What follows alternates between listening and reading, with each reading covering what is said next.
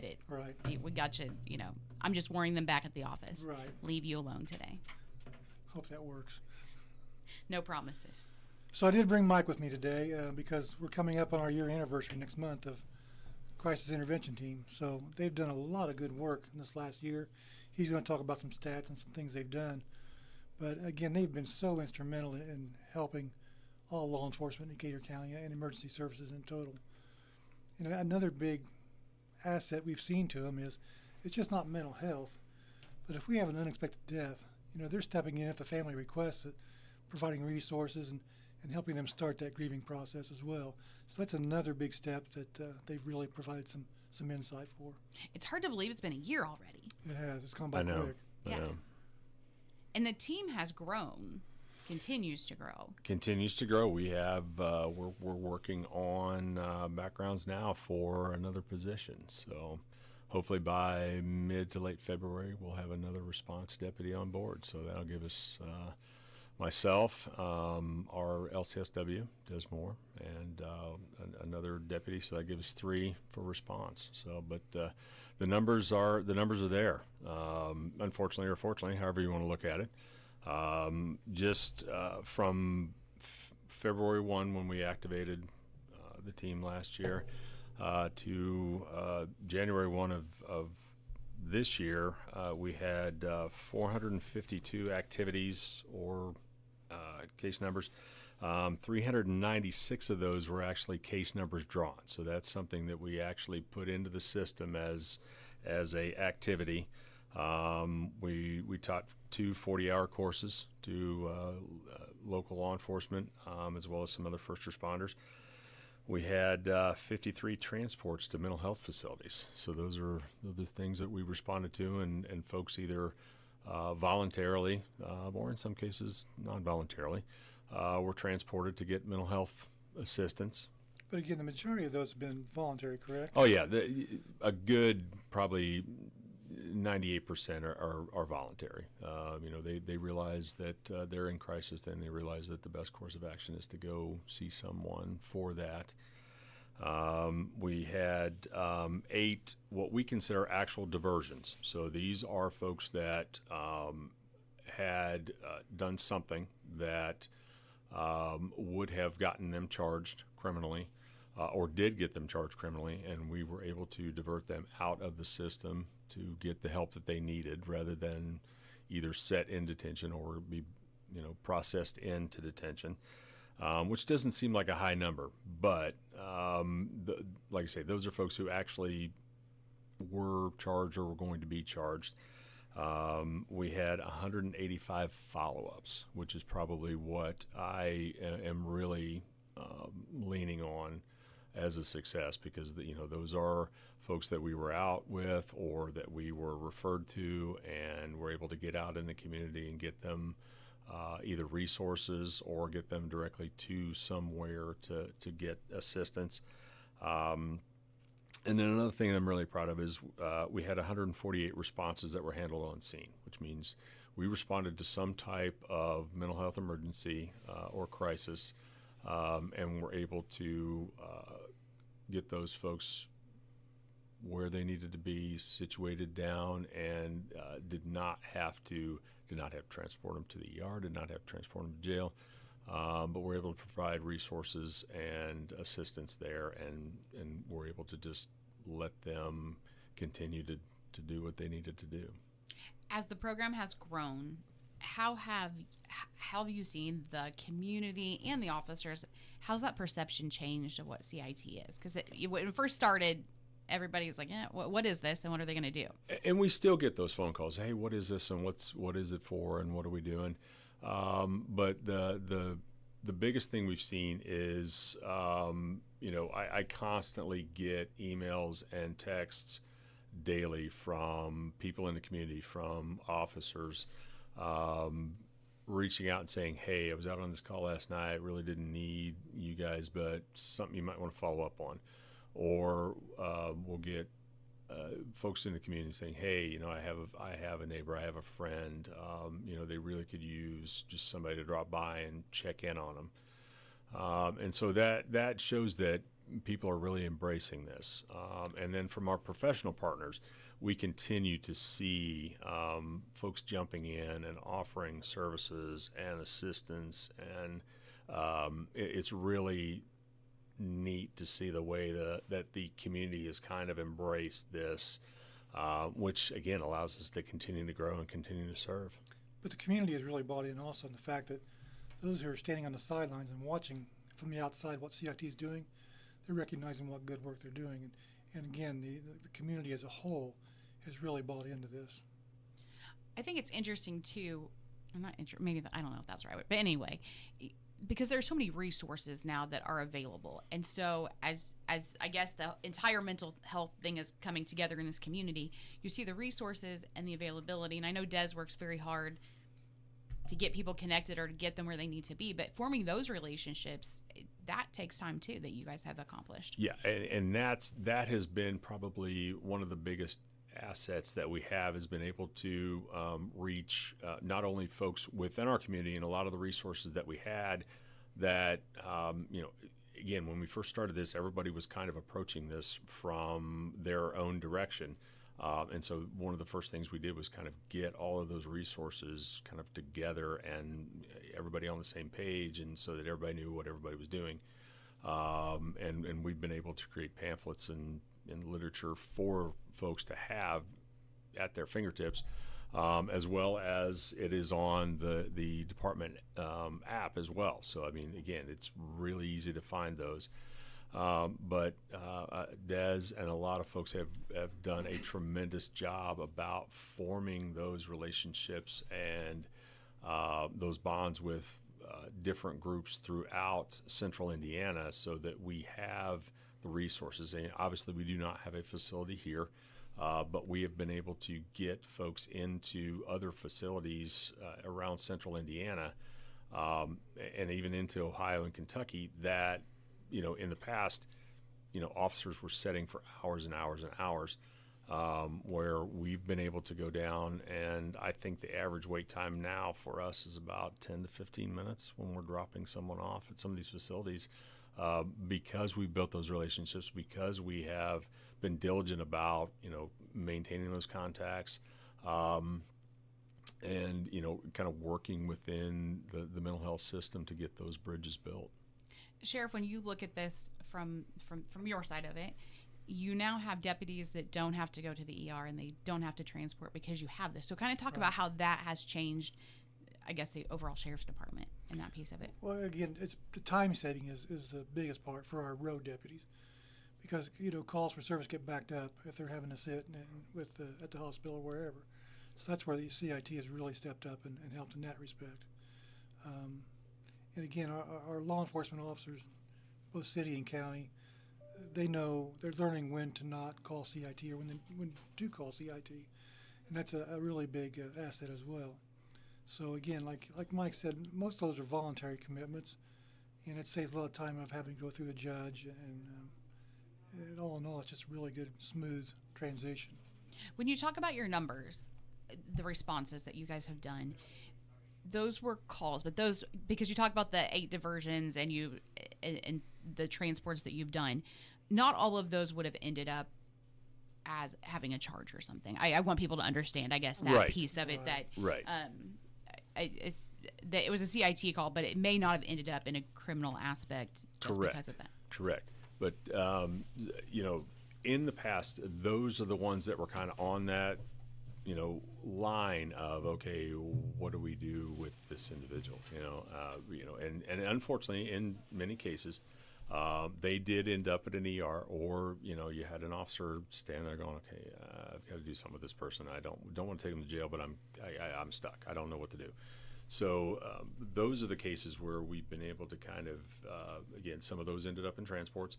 Some of them ended up, with just, and the vast majority were just, okay, what is your need? What is your want right here, right now? What can we do? What resource can we put in place? How can we help you find a solution to this that, you can live with, you can de-escalate from, and how can we help? And the advantage that we have is sometimes that takes time. You know, in the average patrol officer, you know, setting aside training and all of that, they just, it's time. It's time management. I mean, again, calls are stacking. People are wanting and needing officers to respond, so they don't have, you know, that 35, 40 minutes, an hour and a half, whatever it takes to just work with that individual and find a solution. And that's where we've been able to kind of come in and do that. And it's again, it's created an incredible partnership with all the first responders. You know, we talk about officers because that's the natural, you know, thing, but you know, we work with EMS, we work with fire, we work with you know, the different volunteer groups, we work with, you know, other social service organizations, and it has enabled us to kind of create a, you know, a situation where we can take the time, we can work with those folks, and they don't have to be in limbo, or you don't have a first response unit trying to figure out what in the world can we do with this, because, you know, I hear the radio, everything's going, this really is an emergency, what can I do now? So I think it's you know, it filled a void that was very much needed, and it's reduced, definitely reduced the population in the detention center. It's reduced recidivism rates. It's creating a kind of a resource for those folks that were kind of in that just void of what do we do. And I think you find too, or I guess I'm talking from my aspect of it, but when you respond to those, it's somebody that they're lacking something, whether they need medication, they need food. Exactly. It's a money situation. So usually there is I guess what I'm getting at, there's a reason behind that behavior. It's just finding that reason. Absolutely. Behind every behavior is a want or a need. And if you can find what that is, or a reasonable substitute, then, you know, a lot of those issues, a lot of those problems are abated or gone altogether. And that's the key is, you know, what does that individual need in that moment, that they don't have or that they need, and how can we get that for them? But again, it's like I mentioned earlier, not everything that they respond to is criminal in nature. Again, like we've had it twice this week, I believe. We've had deaths that occurred. Nothing criminal but by any stretch of imagination, but CIT's been called to help with the family, again, start their grieving process and get them started in that right direction, which is a big piece to have as well. And that's integral in the community because you're helping a family Right. be able to get through a process that's difficult. Right. Again, it's not necessarily a mental health issue. It's not a criminal issue. It's just, unfortunately, it's a fact of life that, you know, they need to get help through. I think too, and we've talked about this before, Sheriff, that you're old school, so this has taken a minute to grasp. It has. But what's your feedback at this point? Well, again, it just saves, again, time management saves so much time. But again, like I've said, in the past, we had no resources other than taking people to jail. And again, not everybody needs to be in jail. And so Mike and his crew have so many good resources now that we can provide to people. And Des is doing a tremendous job inside the jail. The moral recognition training classes that she holds, we had 5 graduate earlier this week, and that's making a tremendous difference. And people changing their lifestyles for when they do get out of jail. They know what obstacles they need to overcome, and she's made a big impact on some inmates in the jail. It's really working towards getting people to learn how to live. Absolutely. Exactly. I mean, whether they're incarcerated or we're helping them on the mental health side of it. It's Right. learning how to live again. Right. So as you look towards 26, we know we're going to have another person coming on board. What else is in the future for CIT that you see? I think just, you know, expanding those resources, expanding those services, you know, again, just building on the foundation that we've set, you know, and just getting more first responders in the community through the classes. You know, it's interesting. You know, we talk about, you know, the old school officers, and but I have yet to have one come through the class that hasn't come up to me afterwards and go, you know, this wasn't what I thought it was. And I'm like, okay, That is what I'm looking for. It's not about buy-in. It's not about, oh yeah, we need to do this, we need to do that.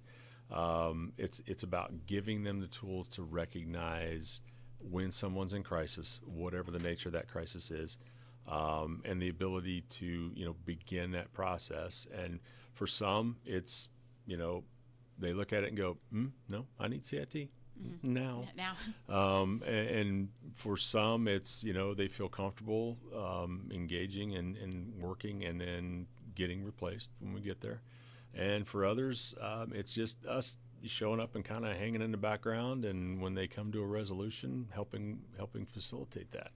So I think it's been really good to see the officers kind of embrace it, and it's been hard. And it should be. It's a different philosophy, it's a different approach, but it's one that's needed, and it gives. I tell them it's another tool in your toolbox. So, and that is our goal, is to make sure that every first responder, every person in the community that wants to have that has it.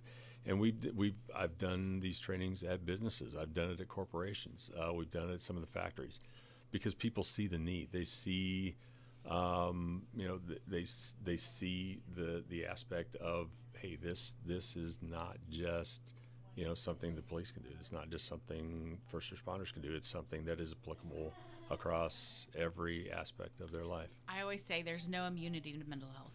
There is absolutely no immunity to it. So it affects everybody. And again, I take great pride in this for our CIT, and the fact that a neighboring community, a large corporation, they had a death within their work family, and they called our CIT to come over and assist with their employees in their grieving process. That says a lot to me. The other thing I'm really mindful of is Mike's mental health and his time commitment, because he gets called on the weekends, he gets called at nights, and I'm constantly on him about his time, because he needs to be mindful of his time as well. He's got help there, and he needs to take advantage of that, but he's like a bull sometimes and doesn't listen to me. But regardless, Surely not. Don't call me Shirley. So anyway, his commitment to the CIT program is immeasurable. The dedication has been there since, and we've Yes. had the opportunity to work together, and the dedication is greatly there, and I appreciate that for our community. Well, thank you. Doing great work. Anything else going on at the Sheriff's Department we need to know about? Nope, it's all Nope. secret. It's all secret. It's all secret. Okay. No, nothing big at this time. Knock on wood. Knock on wood. That's right. I told him, leave you alone at the office. We've Yeah. already pushed him over the edge. We'll see how that happens. Mike became a radio host today, so. Ta-da. Oh, he's got one more thing to talk about if you got time. Oh yeah, absolutely. It's just. I'm gonna squeeze this in here real quick. Squeeze it in. So there's an organization in the community that does a tremendous job, and that is the Children's Advocacy Center. For folks that don't know what that is, it's a group of individuals that work behind the scenes with not only kids, but they actually work with adults too that have some type of intellectual disability, but that have been victims, whether it is abuse or neglect or some other type of crime, and they give them a voice. They're able to sit down with them. They're able to work with them and provide them the voice that they wouldn't normally have. And every year they do a fundraiser. And so I was asked this year to kind of promote that. If you are interested, this is a group that works solely off of donations. They are a 501c3. But actually, my daughter and I. So normally they have a king and a queen, but my wife had a conflict, so I roped my daughter into doing it with me. So we are going to represent Decatur County, and so we're asking for folks to, anything that they can give would be fantastic.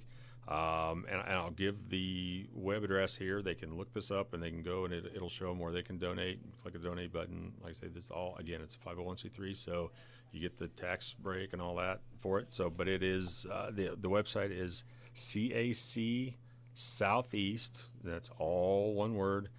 .org, and it's /Mardi Gras. It's MARDI-GRAS. So that's kind of the theme that they run with every year. But again, tremendous group of folks, and we're talking about an organization that does hundreds and hundreds and hundreds of interviews every year. So They do amazing work. Tremendous work, and they are truly behind the scenes. And but we need to support them because they do tremendous work. They do, and you look at the amount of kids or adults that they help, and it's you just can't outweigh that with Right. anything. Oh, Not at all. absolutely, absolutely. So, All right, give us that website one more time. So it is cacsoutheast.org/Marty MRADI-GRAS. All right, are we going to see you in a king hat and a king crown? Uh, The crown? If The he crown. gets it to $5,000, I'll buy him a king. Let's do it. Crown. A excuse me. crown. A crown. A crown. There may be 5,000. Fake jewels in it, but I will buy a crown. That sounds like a challenge to the community right there. I think so. Yeah. For that, I would even wear a tiara. So Look at that. I mean, I'll Okay, so I'll buy a toss it tiara. out. There we Come go. on, folks. So- $5,000. Come on, That's $5,000. right. We can do it. And when does that event happen? So that is on February February 7th. Okay, so we've So got you got some time here. And 3 weeks to 3 get to weeks. 5,000. 3 We weeks can to do get this. to 5,000. So. Yeah. So. we're really pushing the sheriff today. Yeah, absolutely, Yeah. absolutely. And I will even put the tiara on, and I will allow it on Facebook, which I Okay. don't normally do because I am not a social media guy, but I will. It will I happen. will allow it. So. Here we Oh, go. it'll be out there in the public, I assure you. Oh, I'm sure. All right, I'm 5,000. sure. We can do this. I'm sure. The challenge has been put out there. So have I done well enough to get my own show now? Yeah, I think so. You even have a name, right? Yes. Um, yes. Excuse me. He's not leaving the CIT program. I didn't say he was leaving, but he can Well- have a. You just said that he has to have some mic time. I think your phone's ringing. You think so? He thinks he's the sheriff. Yeah, He can if your push the phone's ringing, buttons. that's because it's the FCC. But Yeah, Mike's got his own show coming. Get Yay. ready. All right. I think just me. Mental Health Minute with Mike. I think it's a show. It's good. perfect. We got it. If he gets to 5,000, can he have it? Yes. Okay, let's do it. Nice. 5,000. Here we go. Outstanding. That's right. We got this. It's amazing what he could do for 10,000.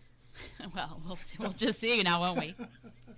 All right, guys. It's been a great morning. Thanks for being in with Thank me. you. Thank We'll see you. you next time. It's 9:01 on Tree Country 1330.